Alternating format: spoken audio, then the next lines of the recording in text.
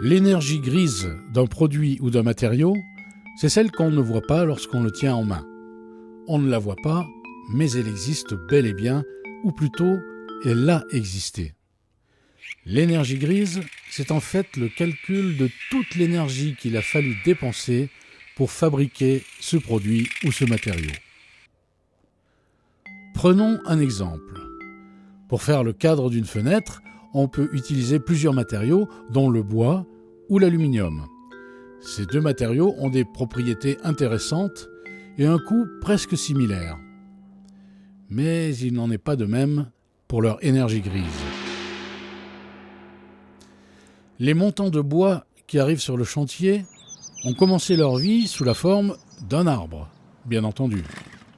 Cet arbre, il a fallu le couper avec des tronçonneuses, et il faut de l'énergie pour faire fonctionner les tronçonneuses.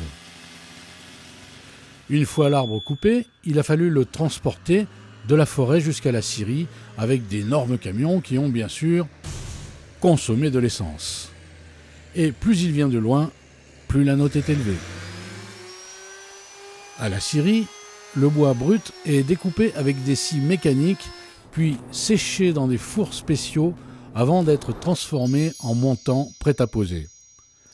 La note d'énergie grise continue de s'alourdir. Notre montant de fenêtre doit à présent rejoindre le magasin où il sera vendu.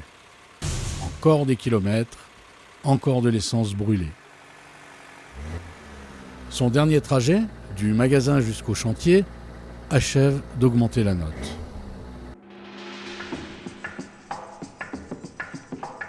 Et il est bien facile de comprendre que plus la distance entre l'arbre du début et le chantier est grande, plus la note est élevée. Voyons à présent le cycle de production d'un montant d'aluminium. L'aluminium est extrait d'un minerai appelé bauxite. On le trouve la plupart du temps dans les régions tropicales. On extrait donc ce minerai avec d'énormes engins très gourmands en carburant. Une fois extrait, il doit bien sûr être transporté vers des centres de traitement souvent très éloignés de la mine. Camions, bateaux, parfois même avions sont utilisés pour ce transport. Au centre de traitement, le minerai est concassé, digéré, filtré, chauffé dans des fours à près de 1000 degrés et traité par électrolyse, opération qui nécessite une quantité d'énergie considérable et qui utilise des traitements chimiques très agressifs pour l'environnement. Une fois l'aluminium transformé en montant de fenêtre, il devra bien sûr être transporté jusqu'au magasin de vente, puis jusqu'au chantier. Du minerai de bauxite à l'installation de la fenêtre dans la maison, que de kilomètres parcourus, que d'énergie dépensée. Quand on compare l'énergie grise des deux matériaux, la différence est éloquente. Elle est en moyenne 10 fois plus élevée pour l'aluminium que pour le bois. Mais attention, ce rapport est valable lorsqu'on compare du bois de pays d'un côté et de l'aluminium issu d'un gisement de bauxite éloigné de l'autre. Parce que l'aluminium est un métal recyclable. Il suffit de le faire fondre pour le reconstituer sous une autre forme pour d'autres fonctions. Sous sa forme recyclée, il devient alors beaucoup moins chargé en énergie grise. Il n'a dès lors plus besoin de venir de très loin, ni de subir d'importantes transformations chimiques.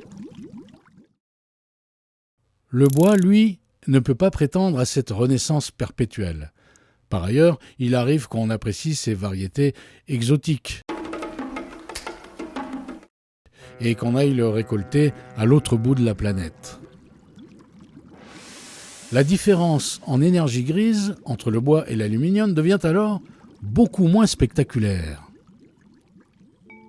Ce que nous apprend l'énergie grise est surtout à faire de bon sens. Avant de choisir un matériau, il est toujours bon de s'interroger sur sa vie passée et sa vie future. Quelle quantité d'énergie a-t-il fallu pour le fabriquer et le transporter ? Est-il conçu pour durer ? Est-il recyclable ? Il n'existe pas de recette miracle. Mais s'intéresser à tout cela pour faire ses choix, c'est être plus sûr de mettre le bon matériau au bon endroit.